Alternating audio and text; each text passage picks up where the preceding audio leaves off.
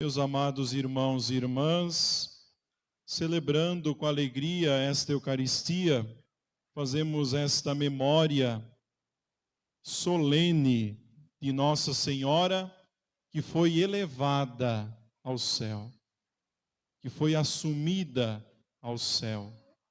Como nós vemos no salmo que ouvimos e rezamos, o Senhor quis para si Jerusalém, a desejou para que fosse sua morada. Eis o lugar do meu repouso, para sempre eu fico aqui, este é o lugar que preferi. Como não lembrar de Nossa Senhora ao ouvir essa estrofe do Salmo? O Senhor a quis para si, para que fosse a sua morada entre os homens. Por isso, por um privilégio todo singular e especial, Deus fez com que Maria fosse imaculada desde a sua concepção. Sem o pecado original, sem a corrupção deste mundo, Maria teve a graça também de ser elevada aos céus. Seu corpo não se corrompeu, porque o Senhor a quis totalmente para si. Ele viu em Maria a obra que ele mesmo realizou, as maravilhas que ele realizou na vida de Maria, a cheia de graça, a bem-aventurada por excelência. Por isso, meus amados irmãos, nós vemos na liturgia desta vigília que Maria é a nova arca da aliança. A primeira leitura falava da arca do Senhor, a arca onde se guardavam as tábuas da lei, ou seja, resumidamente, a palavra de Deus para o povo do Antigo Testamento. Mas nós não temos mais esta arca da primeira aliança presente no meio de nós. Nós temos uma arca muito mais significativa, que não vem sozinha, mas traz uma presença.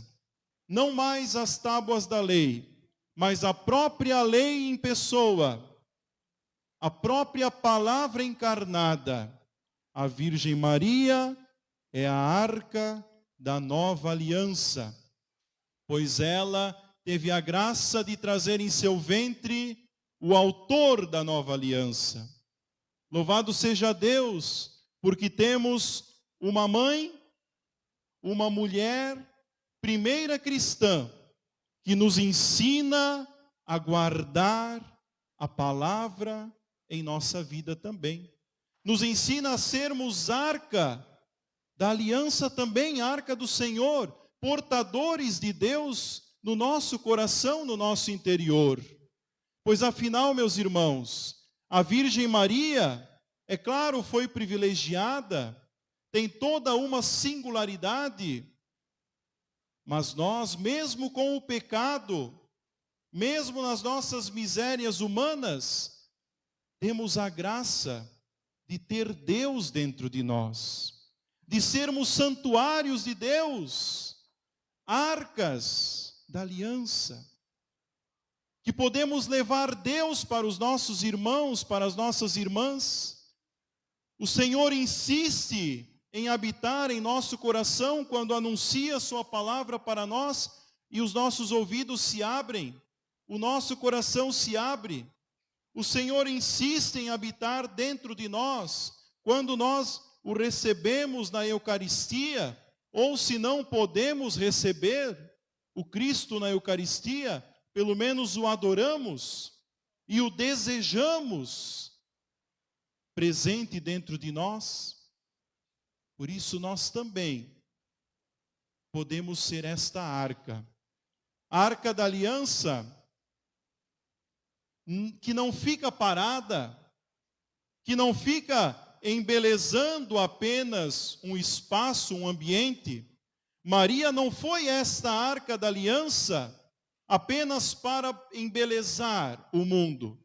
É claro que ela também trouxe a beleza de Deus para este mundo, tanto que nós cantamos em um dos salmos que o rei se encante com a vossa beleza. Mas Maria, mais do que isso, com a presença de Deus em sua vida, foi ao encontro de Isabel, quando soube da gravidez de Isabel com Zacarias e João Batista. Maria foi levar esta presença para Isabel. Não apenas foi para servir, mas foi antes de tudo para levar uma presença. Tanto que nós, quando vemos no relato da visita de Maria a Santa Isabel, o encontro dessas duas mulheres, a simples saudação de Maria faz com que a criança estremeça de alegria no ventre de Isabel, faz com que o diálogo entre elas seja realmente uma oração. Tanto que até hoje nós rezamos o diálogo de Maria com Isabel. Ave cheia de graça, o Senhor é convosco. Bendita sois vós entre as mulheres. Partes do diálogo de Maria com o anjo e partes do diálogo de Maria com Isabel. Quando nós temos Deus no coração, meus irmãos, como Maria teve, a nossa vida vira oração. As nossas palavras se tornam oração. Não são palavras jogadas ao vento, palavras sem sentido, palavras superficiais, mas são palavras que brotam de um coração que tem Deus, onde habita Deus. E Deus também dirá que Ele deseja o nosso coração para que seja a sua morada. Assim como foi morada de Deus o coração de Maria. Mas precisamos lutar para isso também, meus irmãos. Lutar contra essa mentalidade do mundo, contra os nossos pecados, para que nós aos poucos alcancemos esta graça que Maria teve de ser chamada cheia de graça, onde não tinha mais espaço para o pecado, não tinha mais espaço para outras propostas a não ser a proposta de Deus na sua vida. Então a Virgem Maria, ela não vem ao nosso encontro apenas para ser contemplada, mas vem para ser um exemplo para nós, uma inspiração para nós, um modelo de vida, de santidade. E quando nós falamos de Maria, a Arca da Aliança, nós falamos também do seu corpo, porque Maria foi elevada de corpo e alma até o céu. Como nós ouvimos na segunda leitura de São Paulo aos Coríntios, Maria, ela vestida de sol, como ouvimos do Apocalipse, ela é vestida de imortalidade, de incorruptibilidade. E como vão dizer os documentos da igreja, Maria é o primeiro fruto da ressurreição de Jesus Cristo. É o primeiro fruto da redenção. A primeira mulher, a primeira cristã que alcançou de corpo e alma a eternidade feliz. O que nós também almejamos. Maria foi passar à frente justamente, para que nós trilhemos o mesmo caminho e um dia estejamos lá também, um dia de corpo e alma. É claro que quando nós morremos, o nosso corpo fica. A nossa alma chega até Deus. Mas nós um dia, no fim dos tempos, teremos a graça de ser assim como Maria, corpo glorificado. Porque Deus, meus irmãos, não nos cria para que aquilo que Ele criou se perca. Ele criou o nosso corpo também. E se Ele criou o nosso corpo, e nós somos chamados de arca, de portadores de Deus, santuários de Deus, o nosso corpo não foi feito, então, para imoralidades, para ser objeto de uso,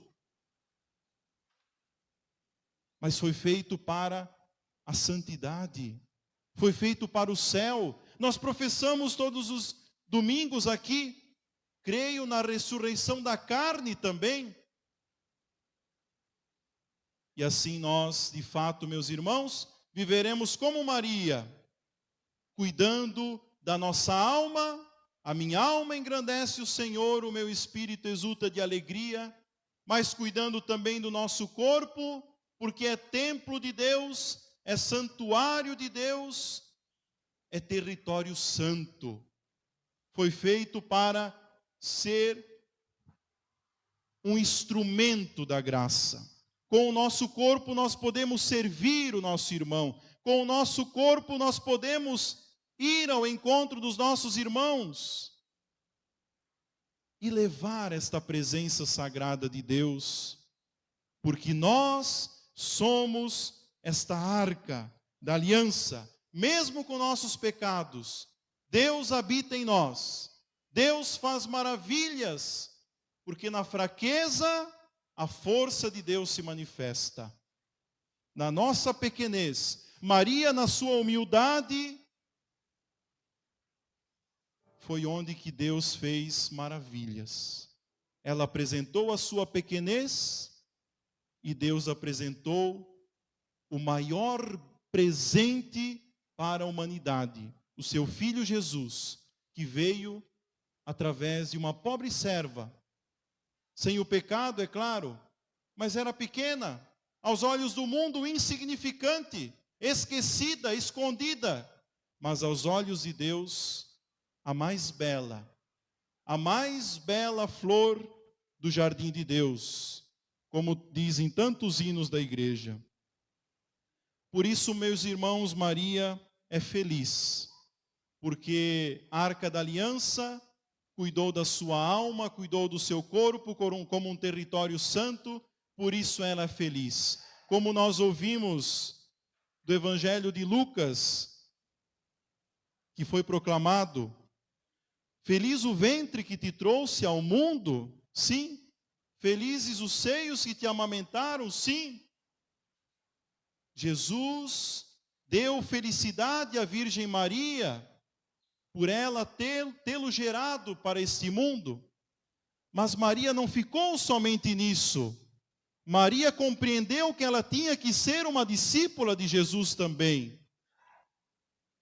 Que ela não poderia apenas abrir-se em seu ventre para acolher seu filho, para acolher o Deus encarnado, mas ela teria que abrir também seus ouvidos, a sua mente, o seu coração, para ser a cheia de graça, a plena de graça, plena de beleza. Por isso que Santo Agostinho vai dizer que antes de Maria ser mãe de Cristo, ela foi discípula de Cristo, porque ela ouviu a voz de Deus antes de gerar o Cristo. Ela ouviu: ave cheia de graça, eis que conceberás. E na sua liberdade, ela diz: eis aqui a serva. Por isso que aquilo que Jesus fala no Evangelho de hoje é o ícone de Maria.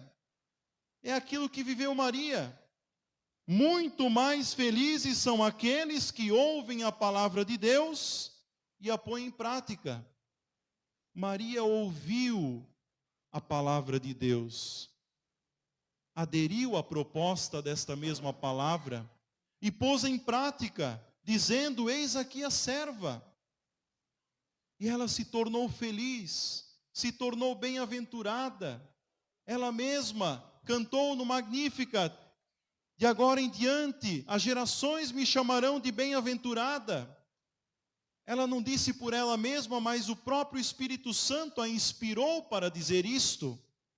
Porque, meus irmãos, quem tem Deus no coração, quem é discípulo de Jesus Cristo, quem sabe gerar Jesus Cristo no seu coração para levar Jesus Cristo para os outros, esta presença que salva, este é um bem-aventurado, este é feliz de verdade.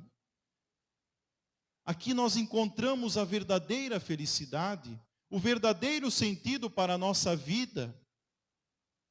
Assim nós somos felizes, que nós possamos sempre, meus irmãos, viver nesta felicidade.